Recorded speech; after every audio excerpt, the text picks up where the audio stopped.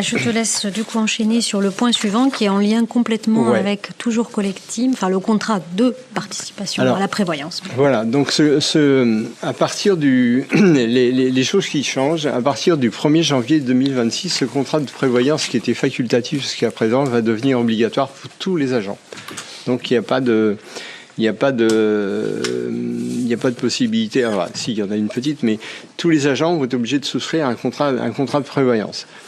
Il est bien évident que le contrat qui va être négocié, on n'en connaît pas les montants, mais il va sûrement être repris avec des conditions moindres par rapport à celui qui existait avant. Un certain nombre de communes, alors les 18 communes qui avaient adhéré à ce contrat continuent à y aller. Les formules qui sont proposées demain, aujourd'hui on avait une couverture à hauteur de 95% qui englobait le régime de base, le régime indemnitaire et les retraites. Pour le nouveau contrat, ça ne sera plus 95%, mais ce sera 90% du régime de base, qui n'inclura plus le régime indemnitaire et les retraites. Ça veut dire que toutes ces choses-là passeront sous la forme d'options. Et autant les communes, alors je vous donnerai après l'implication pour les communes, mais toutes ces options seront à la charge à 100% pour les agents qui les choisiront. Donc si un agent choisit d'être couvert pour sa retraite et pour son régime indemnitaire, c'est lui qui se paiera cette couverture. Du régime indemnitaire, c'est uniquement congé de longue maladie, longue durée. Oui. Pour la maladie ordinaire, le régime indemnitaire est bien toujours pris en charge. Il est toujours pris en charge. On est sur la notion de prévoyance. Donc on va. Que pour les congés longue maladie, longue durée. Oui. Pas maladie ordinaire. On est bien d'accord. La prévoyance, c'est les congés longue durée qui s'appliquent à partir de 3 mois d'absence. C'est ça Oui. Non, c'est à partir d'un an. Un an. Le congé longue maladie. Pour la maladie ordinaire, le régime indemnitaire, il sera dans la base. Ok. Et voilà, mais il n'empêche que le nouveau contrat, les propositions qui sont faites sont moins intéressantes que sur le premier contrat.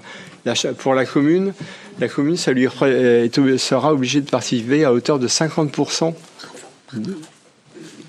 Comment 50%, malheureusement non. 50% sera à charge de la commune. Et nous, la commune des Sorinières, octroyait jusqu'à présent un forfait de 18 € par agent.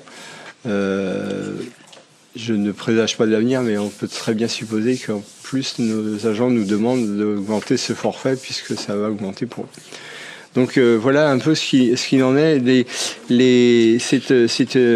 C'est la réforme de la protection sociale complémentaire dans la fonction territoriale.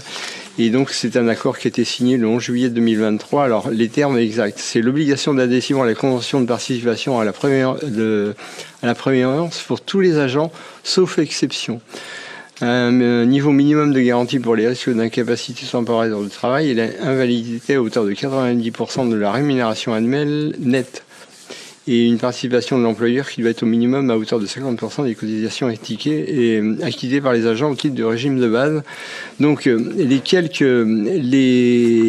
je veux devancer un peu une question, qu'est-ce qui peut faire exception à l'adhésion obligatoire à ce contrat ?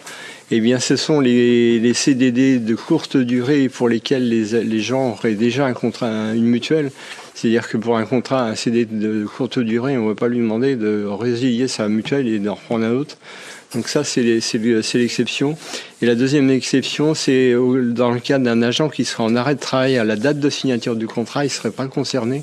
C'est la prévoyance, c'est pas la mutuelle. Hein oui, la mutuelle. Excusez-moi, la prévoyance.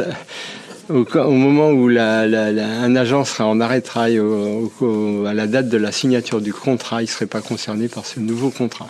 Enfin, il le serait peut-être après, mais il le sera sur... Voilà. Mais c'est ça. Il ne peut pas y avoir un effet, bien sûr. C'est les deux cas d'exception. Est-ce que vous avez des questions ? Vous n'avez pas de questions ? Eh bien, je vais vous proposer de passer au vote sur les conclusions qui vous sont proposées. Il est proposé aux conseillères municipales et aux conseillers municipaux d'approuver la constitution d'un groupement de commandes coordonné par Nantes Métropole tel que décrite dans la convention de groupement de commandes en annexe et autoriser le maire à la signer, d'autoriser Nantes Métropole en tant que coordinateur du groupement de commandes à organiser et lancer une consultation visant à la sélection d'un organisme d'assurance en vue de conclure une convention de participation pour la couverture du risque prévoyance au profit des agents de groupement de commandes à effet du 1er janvier 2026 pour une durée de 6 ans, conformément aux dispositions des articles L. 827-1 à L. 827-12 du Code général de la fonction publique, du décret 2022-581 du 20 avril 2022 et aux préconisations de l'accord collectif national du 11 juillet 2023, d'autoriser Madame la Présidente de Nantes Métropole à signer tout document afférent à la réalisation de la dite consultation et à conduire l'ensemble des opérations qui seront nécessaires, dont notamment les éventuelles négociations. D'autoriser Madame le maire à inscrire dans le budget prévisionnel les dépenses liées à la participation de la collectivité qui sera versée aux agents de la ville. Qui vote contre ? Qui s'abstient ? Qui vote pour ? Je vous remercie.